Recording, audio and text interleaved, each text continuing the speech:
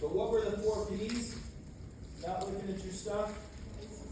Price, product, place, and promotion, right? Okay. Now that we know that, everything we think about in marketing should be thinking through that lens. So here we're talking about the consumer market. There's 7 billion people in the world. Right? In your game, there's tons of buyers in each segment. But you're not realistically going to reach every single person. So how do we start to break down how we reach those people from a promotion standpoint? Well, we have to start getting into a much more targeted market. And that's what we're talking about here. Market segmentation or target marketing. Take the overall, break it down. In your game, how do you start to break that down for the road bike or the mountain bike? You go to your market research tab, and it tells you what? How many potential buyers there will be, and how to reach them. And rather than spending $10 million to advertise $2 million in each segment, what do? You say, I've only got $1.7 million to spend in advertising. I have to figure out the best use of my $1.7 million. And how do you decide that?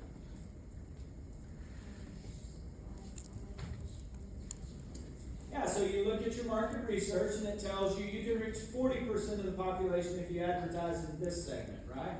So then you have to figure out, okay, I can reach 40% of the potential market. Maybe I want to spend 40% of my overall money there. Then I'm going to go through and do that all the way down, right? Because you have limited resources. You can't put a TV commercial on every 30 seconds. It's not realistic. So we have to break it down into these targets and go from there. And that, another word for target market is niche. It's the same thing. Niche marketing, finding a small but profitable segment and designing or finding products for them. That's what you're doing when you target market. You're finding a niche.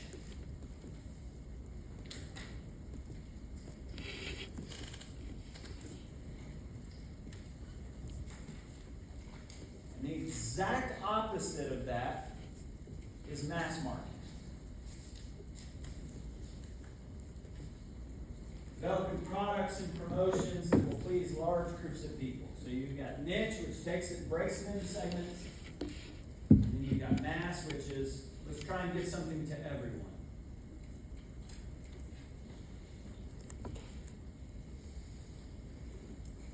Think about your Budweisers, your Fords, your Chevrolets, your massive companies that are going to spend $3 million on a Super Bowl ad. Does that make sense for them?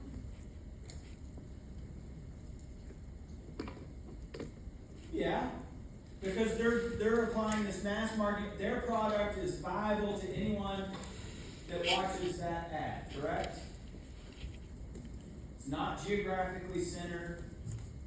It's available to everyone. You say, well, that sounds great. Maybe Midwestern should take out a Super Bowl ad. Does that make any sense? Of course not. A 1 30-second ad would probably be more than their entire marketing budget tripled. But even then, the return on that investment is not going to be real high. We don't get many people from Montana coming to school down here. We don't get many people from Maine. We don't get many people from Chicago. That doesn't make sense to us. So does Midwestern employ a mass or do they employ a niche strategy? A niche, a target. So let's think domestically for a minute. I have to do this exact same thing on the international side. We have to figure out how are we going to take the entire world and break it into a $25,000 recruitment budget. Doesn't go very far. So you have to really stretch it down. But let's think domestically. How does Midwestern start to target the market? What are the things they look at? Love the participation today. maybe sports, maybe, but much broader. Social media, but let's go even lower. Yes, you're right in a strategy. But how do they start to identify who they want to target? We have to look at things like age and what? Location. I couldn't hear you, Carson. What did you say? People looking for cheap education. Okay, yeah, so sure. But I would say probably age and geographic, language, geography. Those are the most important things. So, what is the average? I know not everybody, an average is simply an average. What is the range of the average population of Midwestern? What age to what age? 18 to 22. Do we have people that are 40? Yes. Do we have people that are 50s? Yes. I'm not arguing that. I'm literally saying the average age. But when do you actually start considering college? At age 18? No. When did you start thinking about where you want to go to school? Probably your sophomore, junior year of high school? Okay? So if you look at Midwestern, now we know we've got to target that 16 to 22 demographic. That's where we're going to spend the majority of our time. And then where? Montana? No. Los Angeles? Of course not. Texas. It's a big state. Bigger than a lot of European countries. How do we get smaller? Wichita Falls and the surrounding area, and then you look at it and you say, 80% of the students who come to Midwestern, which is a regional university, have a permanent home within 300 miles of the campus. Okay, so you start to draw a circle on a map. That's the Wichita Falls area. That's the DFW area. We actually have people in the admissions office that might set foot on the Wichita Falls campus once every 2 to 3 months. Where do they live? Where do they work? DFW. Because they're down there specifically recruiting that market. It makes 0 sense for them to live here and drive there every single day. So they actually office out of the Flower Mound location. And then they work schools in that region. Have people that are assigned to different areas. There are people who work here. I'd say probably 65% of the admissions staff work here. But they're taking that, they're really segmenting the market, right? You know, you can advertise a lot of things at a retirement center, but it's probably not a college. And so you have to break it down into who is your target market. And I never understand when I ask this question on a quiz why people miss it. And they say, Midwestern should employ a mass marketing strategy. Really? I don't understand that. Because you have to break it down into these very specific markets. And that's what we're doing. Alright, so that was the consumer market, but now we're going to talk about the second one. This is kind of our last major slide on this topic. The business to business market. Your bicycle game, you are advertising to the end consumer. You are pricing it. You're doing everything there, but what is your place? How are you getting the product to your end consumer? Through your retailers, right? You're actually doing business to business sales to get to the end consumer. That the business to business market includes manufacturers, retailers, and institutions that sell to each other. Now, I do like these 5 points.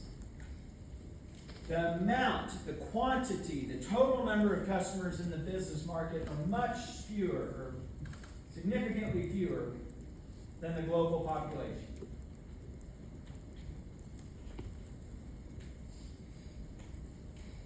The business customers are relatively large. Big organizations account for most of the employment and production of various goods and services. Business to business markets are usually geographically concentrated. Marketers can concentrate offices in specific locations to maximize efficiency. Business buyers are usually more rational and less emotional during the buying process. Business to business sales tend to be direct and focus more on personal selling rather than advertising and promotion. give some examples of that after I kind of let you get caught up on the notes.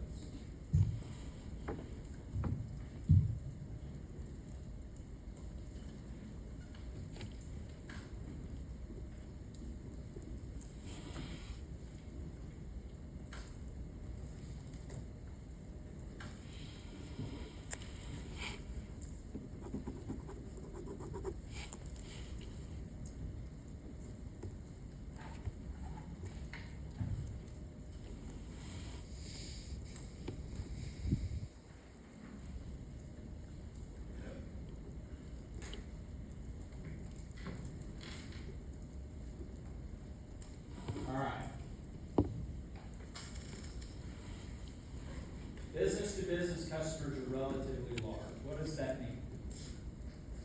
They're buying larger amounts, right? You and I go to the store, we need toilet paper, we're really feeling we need a lot, we'll go to Sam's, we'll buy a 24 pack, right? Lasts us a while. Midwestern doesn't send people to Sam's to buy, with 2 carts to load up cases of toilet paper when they need it. They have to fill every single bathroom on this campus. Where do they buy from? They buy from like a company that specializes in that type of product. I used to have to manage that when I was in housing. We had a sales rep. It was from a company called Empire Paper. And they sold all the toilet paper, all the paper towels, and all the cleaning chemicals to me for all the housing usage, and I think they had the entire campus too.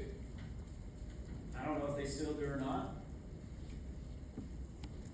But then they would have people who would come out, they're not creating ads for us and doing those things. What are they doing? They're personal selling. Because what do you rely on if you're me, the housing director? You want to make sure that you're constantly supplied. So your salesperson's coming out once a month, checking in, checking your inventory levels, making sure you have enough. They're noticing you're low and they're telling you, hey, we're going to go ahead and place a refill order. Oh, great, that's one less thing I have to worry about. Hey, we notice, COVID's new and we need these disinfectants to kill off the virus when you're cleaning. These are the products we recommend. Great. I'm not having to do all the guesswork, right? You've got experts who are coming in and managing that for you. That's why that personal selling is so important to that. Pharmaceuticals, right? They're sending their companies out to the doctor's offices to talk about the benefits of this product so the doctors will prescribe it. Personal selling.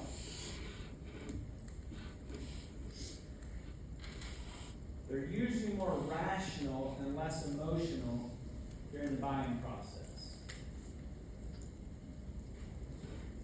That bottle of water up there next to the wall, that Great Value 16.9 ounce bottle of water. You go to Walmart today, you go back there to aisle 20, and you pick up a 30 pack of that. What does it cost? It's like $4. Yeah, maybe $4 on the high end, 3 something. Why in the world will we go to checkout and pay $1.99 for a 20 ounce bottle when we can go back there and get 16.9 ounces for $1 more? Is that a rational decision? No. Why in the world will we pay, Okay. Why in the world will we pay $2.49 for a Coke when the 3 liter back on aisle 19 is $1.39? It's cold, it's convenient. I don't know about you, but I don't want to be carrying around a 3 liter bottle on my way to my car trying to drink out of that thing while I'm putting up my groceries. So is that an emotional decision or a rational decision? It's an emotional decision, right? Marketers know that. You're 100% right. We are paying for the convenience of that. It's cold, it's in the size we want. I don't care that it costs me 3 times as much as it should. We just rationalize that in our mind. And we do it. And so that's what I mean. And it's the same reason they put all the candy and the magazines and stuff there. So that when you're waiting and your kid's sitting there and they keep saying, can I have something? Can I have something? And you're like, no. And then you're finally like, all right, just shut up. If you be quiet, yes. marketers know that. They're getting you to make an impulse decision, right? Not a rational decision. That's why you'll hear people say, marketing is part psychology, getting in your head, getting you to willingly exchange your money for that product. That's why you'll hear any behavioral finance or personal finance behavior person, like a Dave Ramsey or something like that, will tell you, you really need to buy that. Don't buy it today. Go home, think about it for 48 hours before you make that decision. If you still want it after 48 hours, then get it. Because they're trying to take the emotion out of it. So that's kind of marketing in a nutshell.